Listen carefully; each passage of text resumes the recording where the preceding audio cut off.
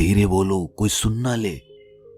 ये बात हम सब के कानों में पड़ी होगी और हमारे मुंह से भी निकली होगी, लेकिन सोचने की बात यह है कि ये वाक्य कब कब हमारे मुंह से निकलता है और कब कब हमारे कानों में पड़ता है, क्योंकि ऐसे कम ही गुप्त राज होते हैं जो हम दूसरों के कानों में पड़ने नहीं देना चाहते। अक्सर परिवार में अशांति का कारण हम स्वयं ही होते हैं। हम इस बात को देख पाए भले ना देख पाए, पर ये असल सत्य है, क्योंकि जाने अनजाने मूर्खतावश हम खुद ही अपनी वो बातें दूसरों को बता देते हैं जो हमें कभी नहीं बतानी चाहिए।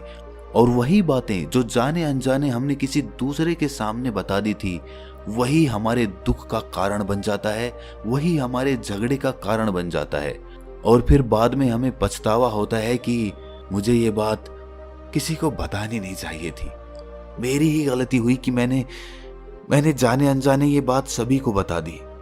इसीलिए आज की जो बौद्ध कहानी मैं आपको सुनाने वाला हूं, उसे सुनने के बाद आपको 7 ऐसी बातें पता चलेंगी जो आपको कभी किसी को नहीं बतानी। ये जो 7 बातें हैं जो आपको किसी को नहीं बतानी, क्यों नहीं बतानी, इसके पीछे का तर्क भी मैं आपको दूंगा। और इन 7 बातों के अलावा अगर आपको लगता है कि कोई बात ऐसी है जो मुझसे छूट गई या मैं नहीं बता पाया, तो कमेंट सेक्शन में जरूर बताना। इससे पहले कि आप इस बौद्ध कहानी में खो जाएं, इस चैनल को सब्सक्राइब जरूर कर लें। तो चलिए कहानी शुरू करते हैं। एक समय की बात है, एक नगर में रिंकू नाम का एक युवक रहता था। वो युवक बहुत गरीब था, कुछ पैसा नहीं था उसके पास। 2 वक्त की दाल रोटी भी बड़ी मुश्किल से उसको नसीब होती थी। किसी काम की तलाश में दिन रात खोज करने पर भी उसे कोई काम नहीं मिल रहा था। फिर एक दिन उसने अपनी पत्नी के सामने अपनी सारी समस्या बता दी। उसने अपनी पत्नी को कहा कि मैं जिस जगह भी काम मांगने के लिए जाता हूँ तो हर कोई मुझे ये कहकर काम नहीं देता कि हमारे यहाँ काम की ज़रूरत नहीं है। मैं काम की तलाश कर करके थक चुका हूँ। मुझे समझ नहीं आता कि मैं तुम लोगों का पेट कैसे भरूंगा, अपने बच्चों को कैसे पालूंगा, और ये चिंता मुझे दिन रात खाए जा रही है। ये सुनकर उसकी पत्नी ने कुछ सोचकर कहा कि तुम एक आदमी के पास एक बार ही काम मांगने के लिए जाते हो, और जब वो काम नहीं देता तो तुम दोबारा उसके पास जाते तक नहीं हो। अगर तुम्हें उनसे काम लेना है तो तुम्हें हमदर्दी जतानी होगी, तुम्हें उनसे हमदर्दी हासिल करनी होगी, अपनी गरीबी दिखानी होगी, ताकि वो लोग तुम्हारी मजबूरी समझकर तुम्हें काम पर रख लें। इसीलिए शर्म मत करो, उन्हें अपनी मजबूरी बताओ, अपनी गरीबी बताओ, और इसी उपाय से तुम काम पा सकते हो। ये बात रिंकू के मस्तिष्क में बैठ गई और अगले दिन काम मांगने के लिए वो उसी सेठ के पास जा पहुंचा जहां पर वो पिछले दिन काम मांगने के लिए गया था। लेकिन इस बार उसने हाथ जोड़कर उस सेठ से प्रार्थना की, उससे विनती की कि वो बहुत गरीब है और उसे काम की बहुत आवश्यकता है। वो जो कुछ भी उसे देंगे वो उसमें संतुष्ट हो जाएगा, पर कृपया करके मुझे अपने यहाँ काम पर रख ले। उसकी ये हालत देखकर उस सेठ ने उसे अपने यहाँ काम पर रख लिया। वो रोज वहां पर काम पर जाने लगा। अंदर ही अंदर वो खुश तो था कि उसे काम तो मिला, लेकिन उसे वेतन दूसरे लोगों से कम मिलता था। वही काम जो दूसरे लोग कर रहे थे उन्हें ज्यादा वेतन मिल रहा था और इसे कम वेतन मिल रहा था।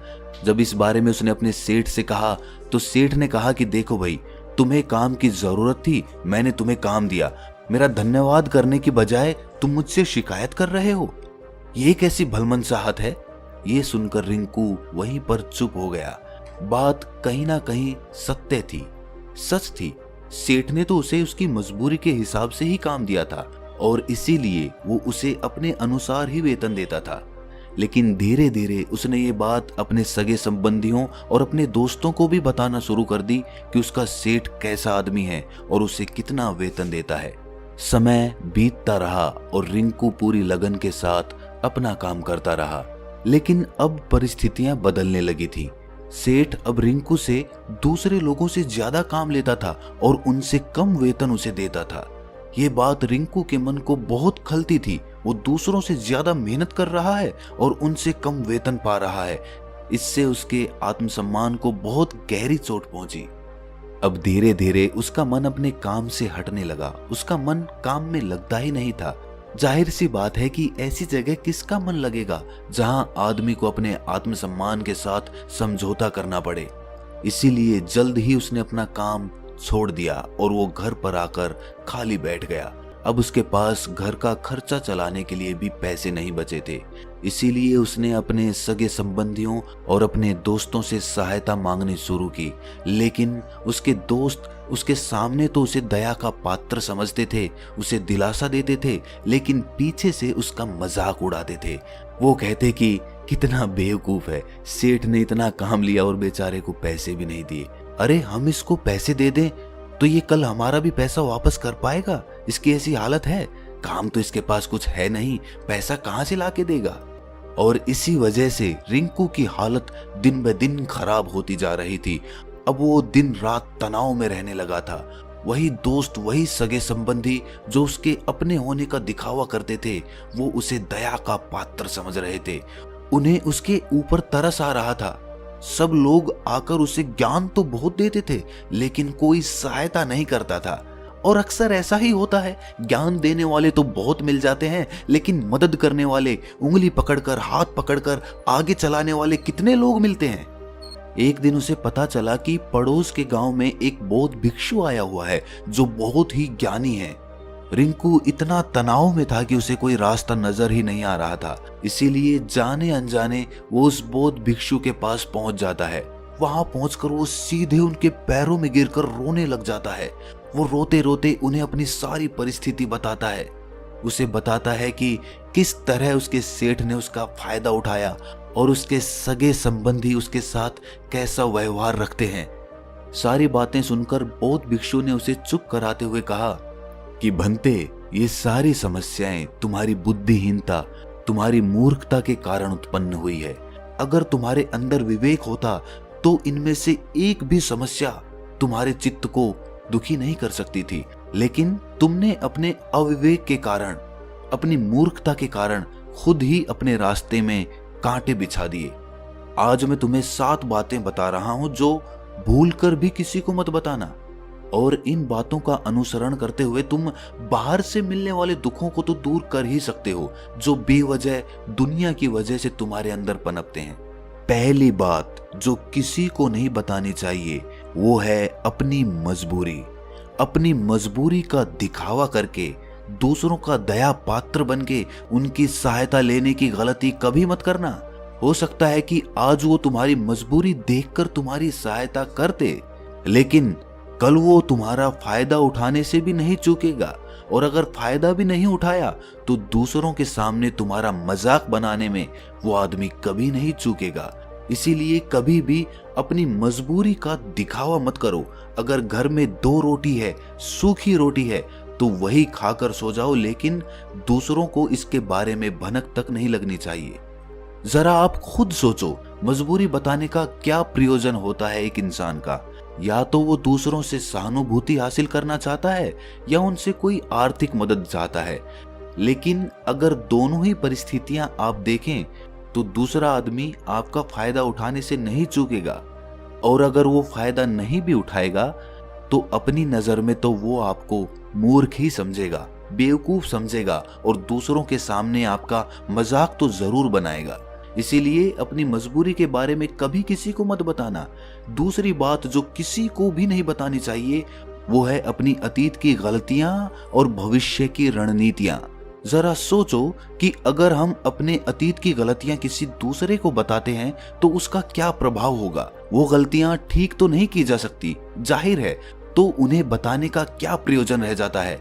आप अपने अंधेरे पक्ष को खुद दुनिया के सामने बता रहे हो, खुद अपनी गलतियां दूसरों के सामने बता रहे हो। इससे उस आदमी की नजर में आपका एक चरित्र गठित हो जाएगा और वो भविष्य में हमेशा आपको उसी नजरिए से देखेगा। इसीलिए किसी भी आदमी की नजर में अपना चरित्र गठित मत होने दो। और जरा सोचो कि आप व्यर्थ में ही अपने भविष्य की रणनीतियां दूसरों के सामने बता रहे हो। जो लोग आपके काम का हिस्सा ही नहीं हैं, उनके सामने अपनी भविष्य की रणनीतियां, अपनी डींगे हाँकने का क्या फायदा। वो लोग आपकी सहायता तो नहीं करेंगे, लेकिन आपकी भविष्य की रणनीतियों में बाधा जरूर बन सकते हैं। आप खुद अपने विवेक का इस्तेमाल करिए और सोचिए कि आपके साथ भी ऐसा हुआ है कि आपने अपनी भविष्य की रणनीति किसी को बताई हो और वो कामयाब ही ना हुई हो। जरूर हुआ होगा, जरा गौर से सोचिए। तीसरी बात जो किसी को नहीं बतानी चाहिए वो है अपने घर की बातें। जो भी हमारे घर के अंदर आपस में बातचीत होती है, हमारे माँ बाप के साथ, हमारी पत्नी के साथ, हमारे बच्चों के साथ, वो बातें परिवार तक ही सीमित रहनी चाहिए। अगर आप इन बातों का दूसरों के सामने ढिंढोरा पीटते हो तो दूसरों को आपके घर में घुसने का एक मौका मिल जाता है और वो इसका फायदा उठाने से कभी नहीं चूकेंगे। वो आपके परिवार के सदस्यों को आपसे दूर लेकर जाने की कोशिश करेंगे। अक्सर ऐसा होता है, हम समाज में देखते हैं कि हम अपने घर के झगड़ों को कम करने के लिए उन झगड़ों को अपने पड़ोसियों और दूसरे सगे संबंधियों को बता देते हैं, लेकिन इससे आपको सहायता कभी नहीं मिली होगी, बल्कि आपके घर के लड़ाई झगड़े और ज्यादा बढ़ गए होंगे और वो जाहिर है वो बढ़ेंगे। अगर आप अपने माँ बाप की बात दूसरों को बताएंगे तो आपके माँ बाप को बुरा लगेगा ही कि हमारा बेटा हमसे बताए बगैर दूसरों को ये बातें बता रहा है। इसीलिए अपने घर की बातें और अपने घर के लड़ाई झगड़े किसी के सामने मत बताना। अगली बात जो मैं आपको बताने जा रहा हूं, जो किसी को नहीं बतानी चाहिए, वो सुनने पर बहुत अजीब लग सकती है, लेकिन उसका सत्य भी मैं आपको एक तर्क के माध्यम से दूंगा। मैं कहता हूं कि अपनी आमदनी किसी को मत बताना। अब अपनी आमदनी ना बताने के पीछे क्या प्रयोजन हो सकता है? जरा सोचिए कि आप अपनी आमदनी अपने दोस्तों को बता देते हैं, तो जब आपके दोस्तों को जरूरत पड़ेगी तो वो सिर्फ आपको ही याद करेंगे, क्योंकि उनको पता है कि अगर आपकी आमदनी ज्यादा अच्छी है तो आप ही उनकी मदद कर सकते हैं और इसीलिए ज्यादा लोग आपसे सहायता मांगेंगे। और जब आप उनकी सहायता नहीं करेंगे तो वो सोचेंगे कि इस आदमी के पास पैसे हैं, मेरी सहायता कर सकता है, लेकिन ये सहायता कर नहीं रहा है। और इसीलिए आपकी आमदनी आप दोनों दोस्तों के बीच एक झगड़े का कारण हो सकती है। कम आमदनी होगी तो लोग मजाक उड़ाएंगे और ज्यादा होगी तो सहायता मांगेंगे। तो अपनी आमदनी बताने का कोई प्रयोजन नहीं है। अगली बात जो मैं आपको बताने वाला हूं उसे अपनी गांठ बांध लेना और किसी को ये बात मत बताना। अपनी कमजोरियां और अपनी ताकत।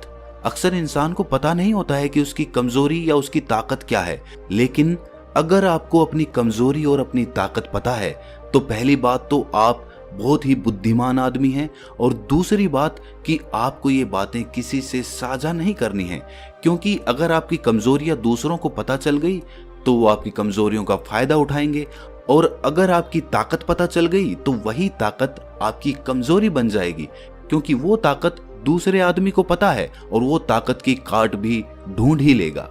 अपनी कमजोरी और अपनी ताकत अपनी पत्नी या अपने पति को भी नहीं बतानी चाहिए, क्योंकि इसके बाद आपको घर में उनसे हमेशा दब के रहना पड़ेगा। अगली बात जो किसी को नहीं बतानी चाहिए वो है अपने मित्र और अपने शत्रु। आप अपने मित्रों के बारे में अगर दूसरे लोगों को बताएंगे तो वो आपके मित्रों के साथ अपनी घनिष्ठता बनाकर आपको धोखा दिलवा सकते हैं।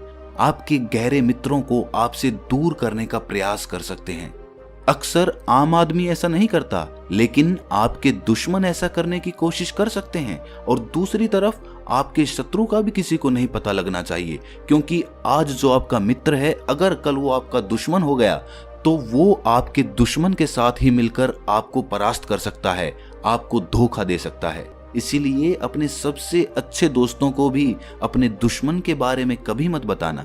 अगली और आखिरी बात कहना चाहता हूं कि जब तुम दान करते हो तो दान के बारे में भी किसी को मत बताना, नहीं तो दान करना व्यर्थ हो जाता है, बेकार हो जाता है।